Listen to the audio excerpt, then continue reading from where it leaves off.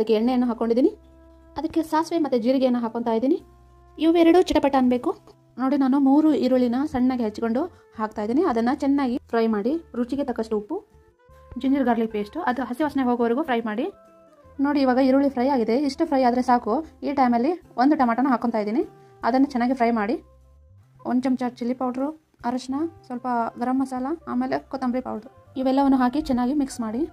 ನೋಡಿ ಒಂದು 5 ನಿಮಿಷ ಆಗಿದೆ. ಇವಾಗ ಮಸಾಲೆ ಎಲ್ಲ ಬೆಂದಿದೆ. ಈ ಟೈಮಲ್ಲಿ ನುಗ್ಗೆ ಹಾಕಬೇಕು. ಅದ್ರ ಸಿಪ್ಪೆ ಎಲ್ಲ ಸುಲಿದು ಹಾಕಬೇಕು. ನೋಡಿ ಅದೇ ಥರ ಎಲ್ಲ ಸಿಪ್ಪೆ ಎಲ್ಲ ತೆಗೆದಿದ್ದೀನಿ. ಅದನ್ನು ತೊಳೆದ್ಬಿಟ್ಟು ಹಾಕಿ ಎಲ್ಲ ಮಸಾಲೆನೂ ಚೆನ್ನಾಗಿ ಮಿಕ್ಸ್ ಮಾಡಿ. 1 ಕಪ್ ನೀರು ಹಾಕಿ. ನಿಮಗೆ ಜಾಸ್ತಿ ಬೇಕಾದರೂ ಮಾಡ್ಕೋಬೋದು, ಯಾಕಂದರೆ ನಾನು ಪಲ್ಯ ಮಾಡ್ತಾ ಇದ್ದೀನಿ. ಅದಕ್ಕೆ 1 ಕಪ್ ಹಾಕ್ತಾ ಇದ್ದೀನಿ. ಒಂದು 5-10 ನಿಮಿಷ ಮುಚ್ಚಿಡಿ. ನೋಡಿ ಇವಾಗ 5 ನಿಮಿಷ ಆಗಿದೆ. ಇವಾಗ ತೆಗಿತಾ ಇದ್ದೀನಿ. ನೋಡಿ ಇವಾಗ ಮೇಲೆ ಹೇಗೆ ಎಣ್ಣೆ ಬಂದಿದೆ. ಈ ಥರ ಕುದಿಬೇಕು. ಇನ್ನೊಂದು 2 ನಿಮಿಷ ಮುಚ್ಚಿಡ್ತೀನಿ. ಇವಾಗ ನೋಡಿ ತೆಗಿತಾ ಎಲ್ಲ ಮಸಾಲೆ ಎಲ್ಲ ಇನ್ನೂ ಚೆನ್ನಾಗಿ ಬೆಂದಿದೆ. ಇಷ್ಟು ಬೆಂದರೆ ಆಯಿತು. ಇವಾಗ ಉಪ್ಪು ಖಾರ ಏನೇ ಕಡಿಮೆ ಇದ್ದರೆ ಇವಾಗ ಚೆಕ್ ಮಾಡ್ಕೊಳ್ಳಿ. ಇವಾಗ ನೋಡಿ ಅದು ಬೆಂದಿದೆ ನೋಡಿ. ಇವಾಗ ಕೊತ್ತಂಬರಿ